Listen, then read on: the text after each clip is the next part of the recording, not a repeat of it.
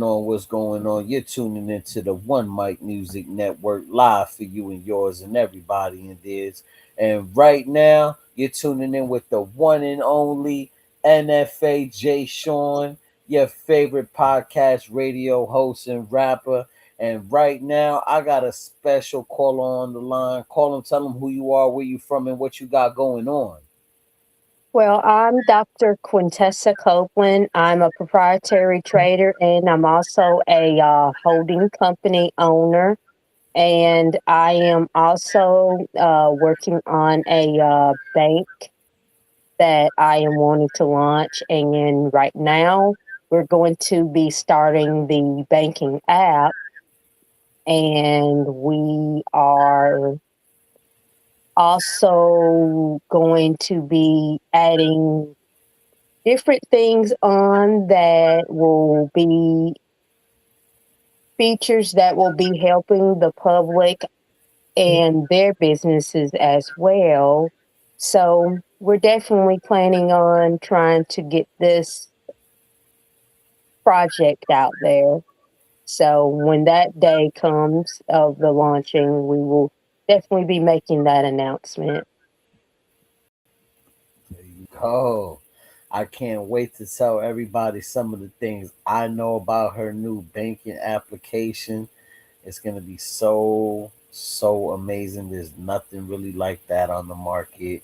I can't wait. I can't wait for her to announce it. It's going to be amazing.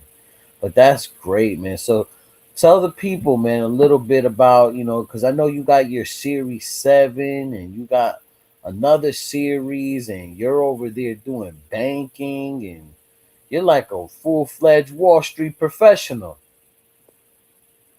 Well, with that, I'm doing things for a firm and they're trying to my job with them is to help their firm grow their money, and I'm you know also growing my accounts as well. So that's basically where I'm with all of this. I mean, growing, it's all about just trying to definitely get things, mm, you know, helping not only the firm, but also trying to help myself too. But I'm also eventually trying to want to also take on clients as well. But I will be making that announcement date of when I plan on doing that too. Very cool. Very cool. So today we're going to go right into it. For everybody who's just tuning in, there's a company out there called Palantir. Some people pronounce it wrong, Palantir, Palantir, right? There's like a whole bunch of different ways people been pronouncing this company. But this is a intelligence company. So they provide military intelligence. Um, they're enabling government surveillance. They work with ICE and immigration enforcements. They partnered up with the Israeli military. And, a lot of people are saying that this stock is a good particular buy because for the last 2 months, it's been on a decline, and right now it's been on the incline. So it's been looking really bullish lately, but there's a lot of problems, there's a lot of pros, there's a lot of cons, and we're gonna get right into it today. So stand by. Thanks for tuning in. We're gonna get right into it. So Palantir has been accused for human rights concerns from major organizations. So if anybody knows Amnesty International and MSCI, they have criticized Palantir for failing to meet international human rights standards, especially regarding civil liberties. So that's never a good thing. When a company, especially a private company, that's not even a public company, I mean, a public government organization. I meant it is a public company. A public government organization has so much surveillance on the people. That's pretty scary. It's always scary. If anybody knows anything after 9/11, the Patriot Act was not cool. So it enabled the government, the NSA, and all these other weird three-letter organizations to basically spy on us, to look at what we're doing, to listen to what we're doing. And they were doing all of these things without warrants. George Bush was the president, his son was the president at the time. um, and it just caused a lot of concerns. They said that they were trying to fight the war on terror back in those days. If anybody knows, if you were even, if anybody was even old enough, because I know we got a lot of young listeners. There was something called the War on Terror. War on Terror. Every day you saw that on the TV, right, Quinn? Every day it Oh, was yeah, War definitely. on I Terror. remember War those on Terror. days. It was never ending with that word, right? That's right. So, you know, ever since that War on Terror, now it's like I remember they were talking about how the phone companies were tracking every dial. They were tracking how long we were on the phone with those people. And then they found out that those companies that, were tracking all of that were basically cooperating with Israel. And they didn't understand why at the time. But Palantir's kind of like on the same spectrum because they have partnerships with the Israeli military. So the reports indicate that Palantir's technology has been used in Israeli military operations, including major attacks on civilians in the Gaza Strip and Lebanon. So that's never cool. If anybody knows what's going on right now with Gaza, it's a sad, sad, sad situation, where 27,000 children have died. 72,000 civilians in total have died. And hundreds of thousands have been injured and millions have been displaced. So, it's never cool when a government is is fighting the civilians instead of another military. Like I can understand like if one military is fighting another military. Like I get that. I understand sometimes there's casualties in war, and sometimes civilians get hurt because it's like wrong place, wrong time. But when you're Mhm. deliberately aiming at civilians and their infrastructure of where they live, that's never cool. And Trump just got in trouble not too long ago. I don't understand why he's not in jail, but they just struck a whole school of little students that were all girls there, very young. They were on they were very young and they all got hit with a couple of missiles over there in Iran. So it just looks like the same thing that's happening in Gaza is also now happening in Lebanon and also happening in Syria and also happening in Iran. And it's just like, I don't know when, you know, this ever going to stop. But Mm. Palantir, whatever you want to call them, um, you know, they have been accused of assisting um you know Israeli military in some of these catastrophes. And Trump just shouted them out like a couple of days ago. Even though the stock was falling, Trump was like, yeah, Palantir, yeah, shout out to Palantir. Mhm. That, like we love Palantir, just like praising them, which is super weird because I don't know if you know, Quinn, Right. but Jeffrey Epstein was talking about them Yep. to the ex prime minister of Israel and asking him to be on the board of directors.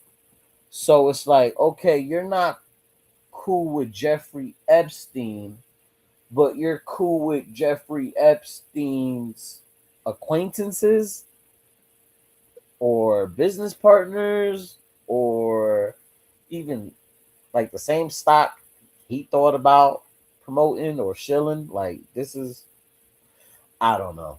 I don't know. What do you think about Palantir? Like as far as that whole Jeffrey Epstein and the ex Prime Minister Barack, what's his name? Like, what do you think about that? Mm. Well, honestly, this whole thing and even Trump's involvement in, I've always felt like really Trump, he seems to get away with a whole lot of things that he is even involved in anyway, and that he should have a long time ago been punished for. It's like he's Snoop Dogg. Like he can't get in trouble for nothing. Right, It's like he ordained by the Illuminati or something, and he and nothing he can say or do is wrong. right. Isn't that Oh, weird? yeah.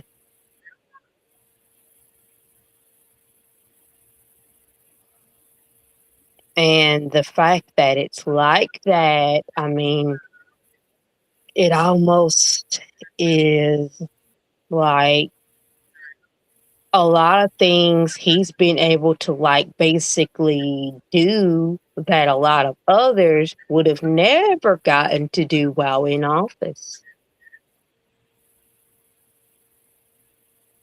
And the Democrats right now are hating this company, Palantir, because if anything, if you know anything about the Democrats, they're all about you know giving immigrants a shot to come over here to America to create a better life. Right, Back in Ellis Island during the 20s and 30s and 40s and 50s, right? right. Ellis Island was like a major hub for Europeans to come walk right into the door Mhm, and just no problems. They could come with like 16 kids and $20 in their pocket, and they were put into a nice house and they had everything going for them.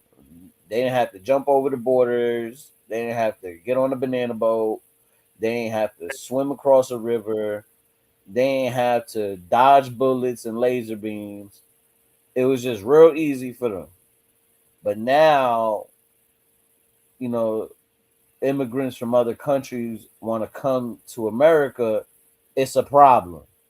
Now, look, I'm a fair believer into believing that every nation should have strong borders. Every nation. I don't care if you are America, or you're say a little island in the middle of the Pacific Ocean. Every country should protect their borders and should always vet every citizen, every immigrant that wants to become a citizen. And we should always take the best of the best people. We should always take doctors. We should always take engineers first before anything.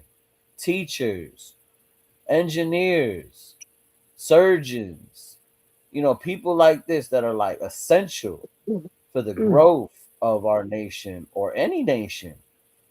But what I don't believe is that Palantir um, is helping ICE with immigration enforcement. Like you're a private company helping a very controversial three-letter organization called ICE, which has drawn significant criticism from human rights groups because they've been tied to large-scale immigration raids and deportation operations. So I don't know how private that is when you're giving that kind of data to a for-profit organization. Like What are they doing with all of that data? I know they're selling it to someone, and they're selling it to ICE. They're selling it to Israel, and they're selling it to the United three-letter agencies like, who knows? It could be NSA, it could be CIA, it could be DARPA, it could be whoever. Or it could just be some guy that wants to advertise his business, you know? So anyway, they're not the only ones, but that's been getting backlash from it. But there are other companies out there that also been getting backlash. But what do you think about Palantir's involvement with ICE? The fact that, I mean, even involving with it, I mean, it makes you really think, hmm, uh, do I want to be involved with this or not? As an investor, right? Yeah, Like as an investor, like do I want to put my money behind it? Yeah, I might get a few dollars and make some money and yeah, look at me, I'm making some money, but not all money is good money, right? And right. you know, I don't know, but I do know that they also been involved with the IRS, and Mm, Palantir has been contracted to build tools that could make sensitive IRS taxpayer data more accessible internally. And that's raising privacy concerns right there. So we talking about social security numbers, mm. Oh addresses, my. names, who your baby daddy is, who your baby mama is, who Mm, your babies are. mm, And that's weird because, child tax credit, and then for some reason, Jeffrey Epstein was shilling the same company to prime ministers of Israel. I don't know. I don't know. I wouldn't. I don't know. I don't know. But I do know that child tax credit is big. Everybody claims they babies around this time so that they can go get a new mm, car, go on a vacation, go get some new stuff from Temu and Amazon, or just trick on their girlfriend. mm, And I just don't understand how we could give all that type of sensitive data to a for-profit organization that has ties to a government who does genocide, and uh, a dude who has been accused of child trafficking. Like, I mean, so mm. that's ethical concerns right there, you know, Oh and yeah. they're using their AI applications for warfare and surveillance. Mm. So yeah, like that's another thing. Like, okay, yeah, you're gonna buy this stock, but now they finna use your money to go kill a whole village of people. Oh my goodness. Like, yeah, Mm, yeah, we finna take all this money and we finna go give it to this little AI thing, and we finna drop bombs on all these little ass kids. Nah, no, nah. And the dude who found this company, his name is Peter Thiel, and he has publicly expressed mm. anti-democratic views. And this, and I don't care if you on the right or if you on the left. No matter what, we are a democratic company. I mean, country. I, Company. Maybe that part was right, but we are a democratic country, a democratic republic, however you want to call it. This is a democracy. Our votes are supposed to count. I don't know how much that is really true. I Mm. mean, it just seems like it just seems like we don't get smart presidents for some reason, and I Mm, guess I know why. You mhm. know, I guess I know True. why. Yeah, because it's easier to control dumb people than it is to control smart people, right? Because Mhm. I mean, yeah. So yeah, and if you're against democratic views, if you're against anything that has to do with democracy, then what does that make you? That either makes you a few things: a communist, a fascist, or a Marxist. I mean, that's what it makes you. If you're not for people voting, if you're not for people pursuing their dream of happiness, if you're not for people exercising their rights, if you're not for people, having freedom of expression and creation, freedom of speech, if you're not if you're not for that, then what are you for, Peter Thiel? What are you for? So Mm. yeah, and I will always go back to the former Israeli Prime Minister Ehud Barak because he maintained a long-running personal and business relationship with Jeffrey Epstein. Many meetings, many correspondence, so many, it just seemed like they were best friends at one point. And these reports do not indicate any wrongdoing by Barak, nor do they show Epstein's influence in Israeli government policy.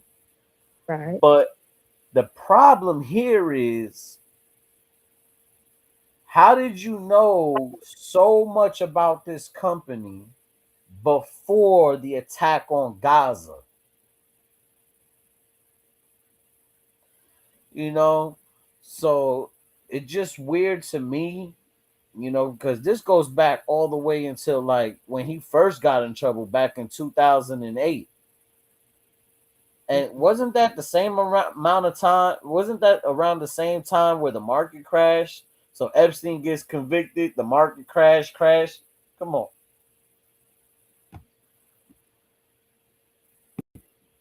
And right now, the stock is trading around $140.33. You know, it's been down about 23% for the year to date.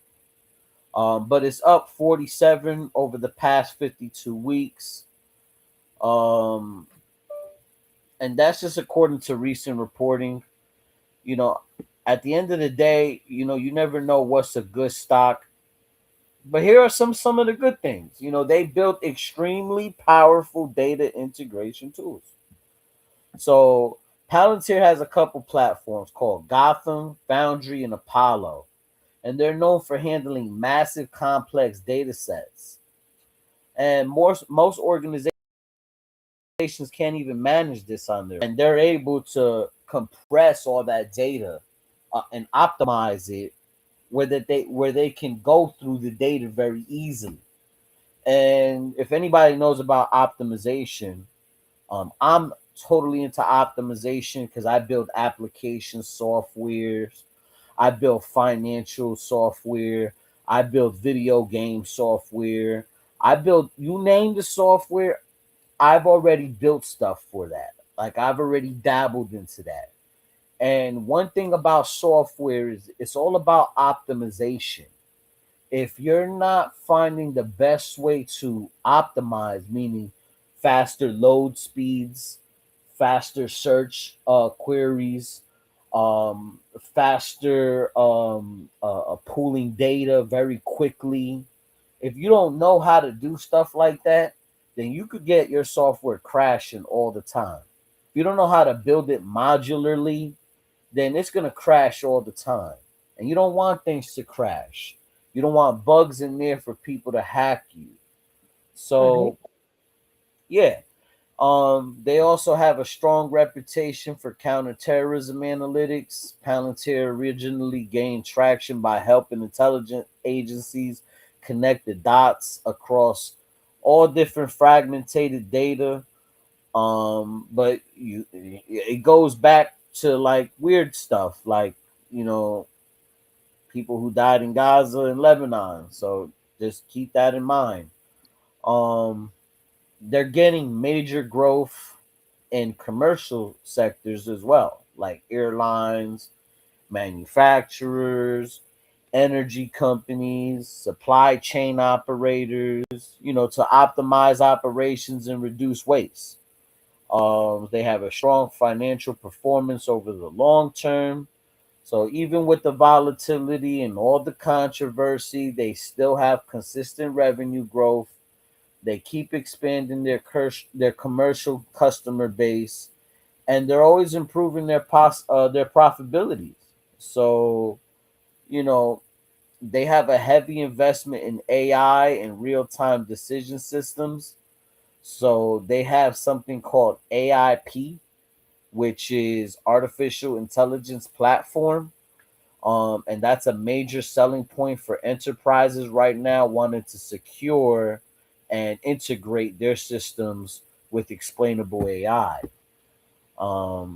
They have high customer retention. So once a company integrates Palantir, they tend to stay, and the tools become a core infrastructure in all their systems. So there's not a lot of people who sign up to Palantir and then drop them. Now we don't know why that could also mean maybe there's long-term contract agreements that we don't know about too. That could also, be a thing. But yeah, there's a strong presence in global health and pandemic responses. And during COVID-19, Palantir helped governments and health systems track supply chains. So, like masks and vaccine distributions, ICU capacities, they were helping out during those times. But, COVID-19's mad weird. So, just wanted to throw that out there. Super weird. Definitely know that Jeffrey Epstein name does ring bells when you talk about that particular subject. Something about Moderna and having his DNA being shared with everyone in the world. Weird, but yes, that did happen. Well, it was Yep. spoken about at least. So yeah, there are some great things that people tend to look at when they invest into Palantir, but there are the things that you have to worry about. There are the things and companies that are doing similar things. So you got Databricks that's out there. Databricks is considered one of the strongest overall alternatives. You could check them out. They got Snowflake that dominates cloud data platforms with its separation of storage and computation, strong governance, and AI features through something that they call Snowpark and Cortex AI. Yep. You got Microsoft Fabric that's out there as Yep. well.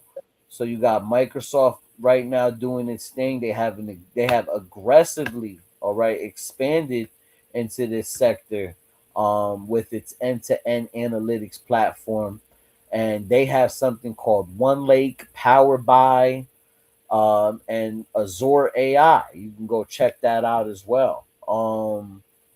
And then you got Google in the same industry right now. Google Cloud appears to be a competitor with its strong AI and ML stack, data engineering tools, and enterprise analytics capabilities. And that competes with Palantir right now on a large scale with data integration and AI driven decision systems. And then you got Amazon Web Services, of course, AWS. Everybody knows what they've been doing. But it also competes through this massive suite of analytics, ML, and data governance tools.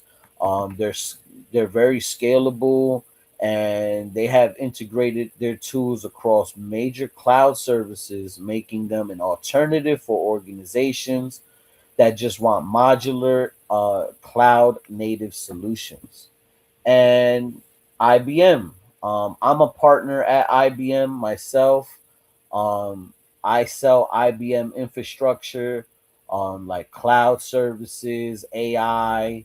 If anybody wants to connect with me on that, I'm in this space because IBM offers enterprise AI governance and analytics tools. Right now, we have something called Watson Studio, which competes directly with Palantir in ML workflows, data prep, and enterprise analytics. IBM is often chosen to be regulated, and they're always compliant in all these industries. So definitely you can integrate them without any problems. And then there's Oracle. Oracle, of course, everybody knows Oracle. That's a very big company. And you don't know Oracle, then I think you should get hip onto it because Oracle also competes with integrated cloud stacks, analytic tools, and enterprise databases as well.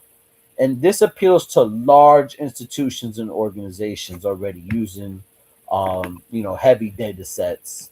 So yeah, check that out. Those are just some companies that you could look into if you don't like the stuff that Palantir is doing, like IBM. Like everyone knows IBM, everyone knows Oracle, everyone knows Google, and everyone knows Amazon.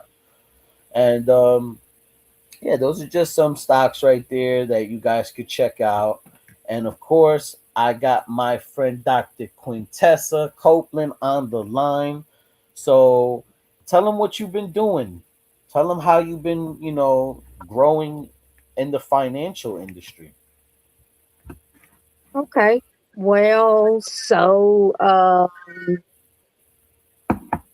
recently I partnered with another company and became a financial consultant of theirs. Um, That is so cool. and also I am going to be trying to start offering hedge fund trading as well.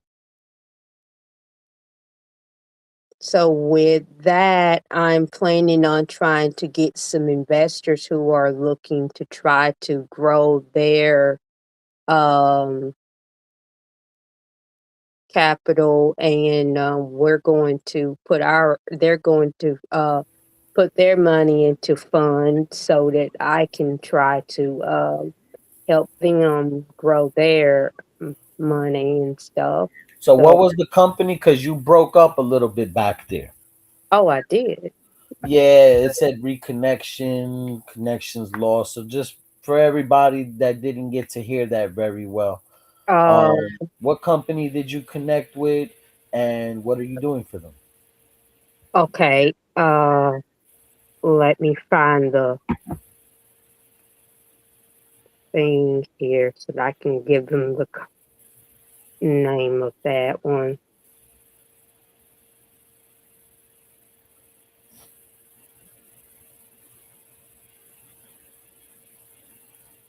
It's Nove. All right. Yeah. And Nove can also help you be able to work on your credit as well as your personal credit and your business's credit. Can also provide you with financial services and other types of things you may need as well. This is so cool. You're involved with so many different financial companies. You are literally amazing. I saw you posting on Jiku Chat the other day, and it was just a really great list. And I want to research each and every one of those companies because they just look like they do so much to help people. And one Oh, thing, yeah. we need to teach people more about finance. And you see how I walk through the pros, the cons of Palantir, as well as the competitors of who else might be out there. Because when you do your own research, you really have to do due diligence. Oh, You really yeah. have to. It's Definitely. very important. And I remember if yeah, you got your seven, so um I know that there was something back in the days called blue sky laws, the red herring laws, uh Mm. the due diligence laws, Oh, right? yeah. So like, you have to give an investor some time, you know, to do their due diligence before they invest into a stock. And I believe that was called the blue sky law or something like that. Oh, But yeah. yeah, this is very important. Doing your due diligence, really looking at the whole spectrum of a company and what they're doing, not just looking at their financial projections and actuals, but also looking at, past the hype, past the news, and actually finding out if this company core aligns with what you believe in on more just than a financial um objective, but on a spiritual one as well. Like, does this company core align with what you want the world to be? That's it. Yeah. That's That's it. true. That's it. But yeah, I'm gonna have a link of everything that Dr. Quintess is doing right in the description below here on YouTube, on Instagram.